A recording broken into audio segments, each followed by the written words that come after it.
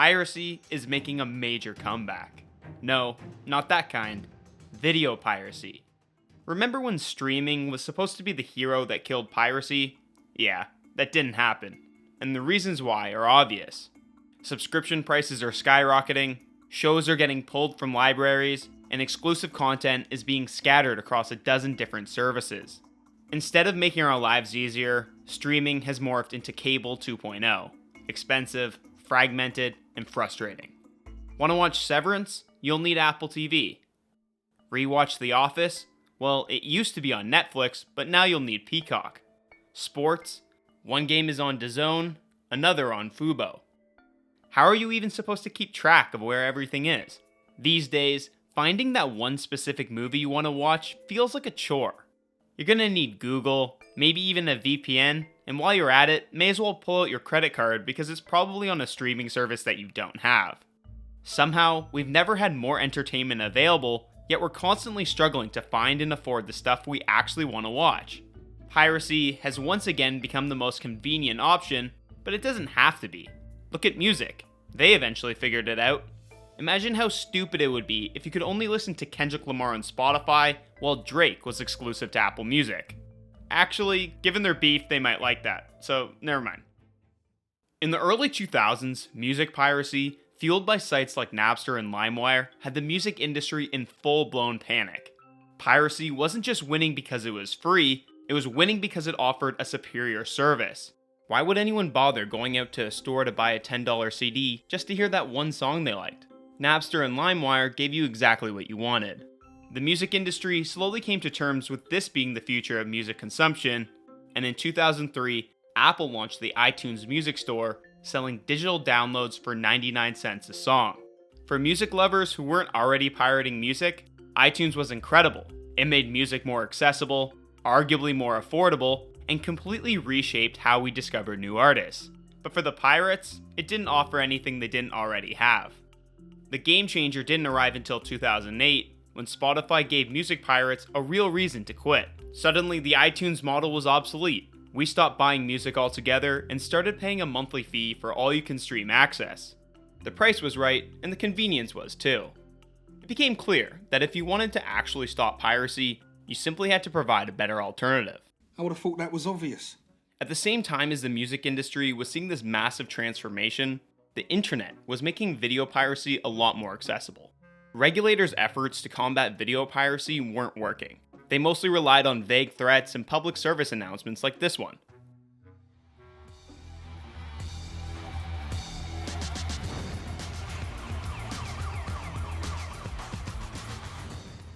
The only success that came from this PSA was an unintentional meme about downloading a car, which, let's be honest, we all would if we could.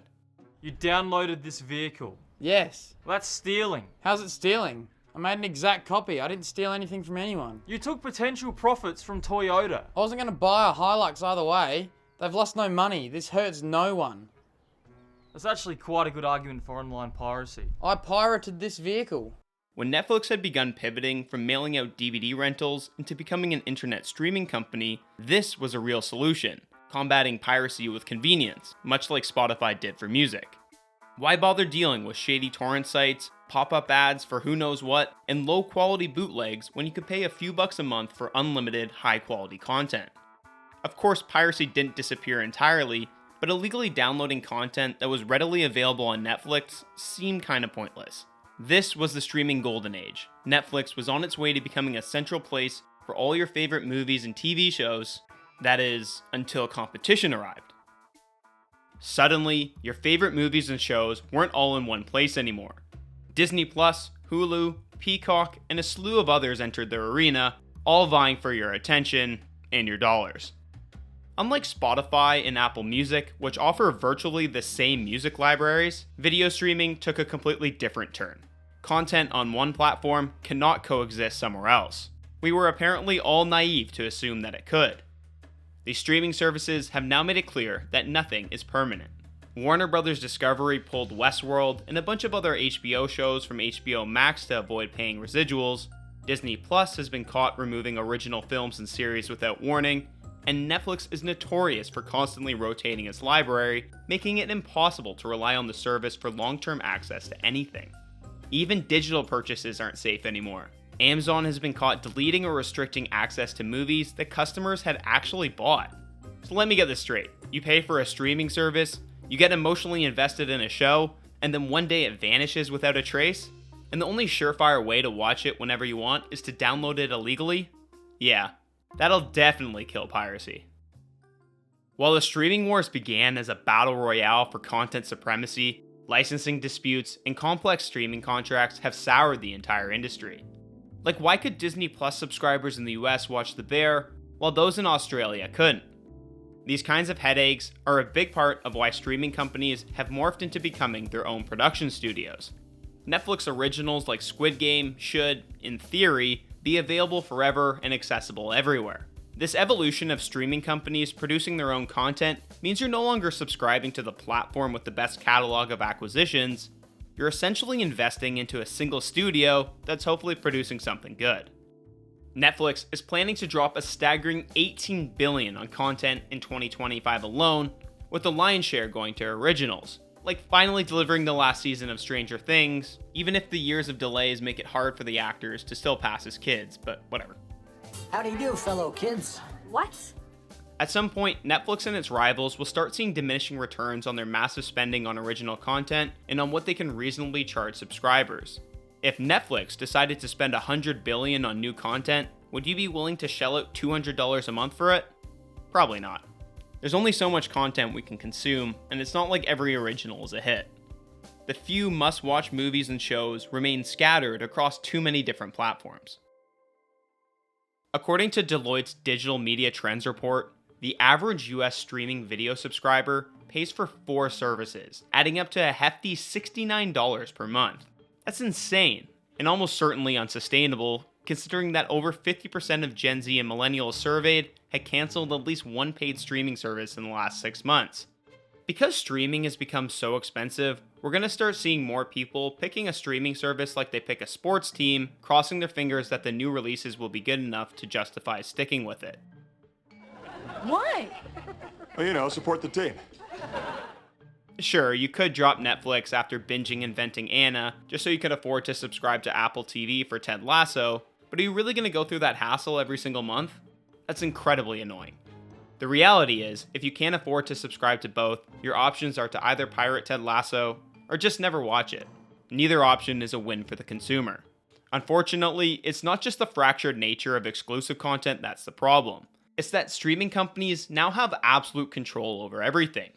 They get to call all the shots, from what gets greenlit and the budget to how it's released. Warner Brothers famously killed Batgirl even though it was already filmed and they had already sunk $90 million into it. Why? Purely for a tax write-off. I'm sure their fans really love that. And have you noticed how those genuinely hilarious R-rated comedy films that defined the 2000s aren't being made anymore? It's not because people don't want them, it's because streaming companies aren't interested in making them. Whether it's due to the relentless competition or Wall Street's insatiable hunger for growth, Netflix, once the golden child of video streaming, has steadily become less and less consumer friendly. For years, Netflix practically encouraged password sharing. It was part of their brand identity. Love is sharing a password. They tweeted that in 2017. In a complete reversal, they declared war on account sharing in 2023, forcing users to either pay extra for additional profiles or risk getting locked out. Other streaming platforms quickly followed suit. This wasn't about security or fairness, it was a blatant attempt to squeeze more money out of subscribers. To add insult to injury, Bezos, who has enough money to take joyrides to space, began forcing ads on Prime Video users even though they're already paying for the service. And predictably, many other streaming companies, including Netflix, have jumped on the bandwagon, offering ad-supported tiers that cost about the same as what you were paying already. This kind of blatant corporate greed is exactly what drives people to look for alternatives. And when all streaming services are doing the same thing, the only alternative is piracy. Well, pirating is stealing. We didn't steal it, okay? We just downloaded it. No, the website is called moviepirate.com. And the other one is called freemovies/arg. I'm starting to see a little bit of a pattern here because I also use one called stolenmovies.free. In recent years, Netflix has become increasingly concerned about how easily people can avoid paying for their service. In the competition section of Netflix 2024 annual review, piracy gets mentioned several times. Back when Netflix first launched, its on-demand streaming experience had a major advantage over most pirate sites. The most common way to pirate something was with torrents, which required at least some technical know-how, and you had to wait for the content to download. Today, most pirate sites offer on-demand streaming with a user experience that's virtually identical to Netflix, but with more content and no subscription fee. Netflix piracy concerns are valid. They are losing billions of dollars, but it's not like the company is anywhere close to collapsing. In fact, despite doing everything in their power to piss off their own customers, like raising prices, introducing ads, and cracking down on password sharing, 2024 was one of their best years. It seems people have a surprising amount of loyalty to Netflix, even if the value proposition isn't always great. Subscriptions are incredibly sticky. Once you sign up for one, you're likely to stay subscribed. If Netflix was actually suffering considerably from piracy, then they would be much more aggressive in trying to shut down these illicit sites, but even then, new ones will inevitably pop up to take their place, so it's not really a long-term solution. If consolidation of streaming services isn't going to happen, then Netflix's only real path forward is to continue making high-quality exclusive content at a price point that makes people happy to pay for it. Judging by their recent growth in membership, it seems to be working for them, at least for now. The same can't be said for some of the other streaming companies. Ideally, we shouldn't be advocating for piracy because content isn't free to produce, so it shouldn't be free to consume either. However, in the current streaming landscape, even with an abundance of high-quality content, having to subscribe to multiple services at once just doesn't make a lot of sense. Piracy isn't going away. In fact, it will only intensify as these companies squeeze harder, driving consumers towards the very alternatives they claim to fight. The truth is simple. People don't pirate because they want to steal, they pirate because they're forced to, by inconvenience, outrageous prices, or content scarcity. And right now, streaming offers us all three. If these companies truly want to stop piracy, then they need to look in the mirror, because they're the ones causing it. So until they choose to fix the broken system that they themselves have created, it's a pirate's life for me.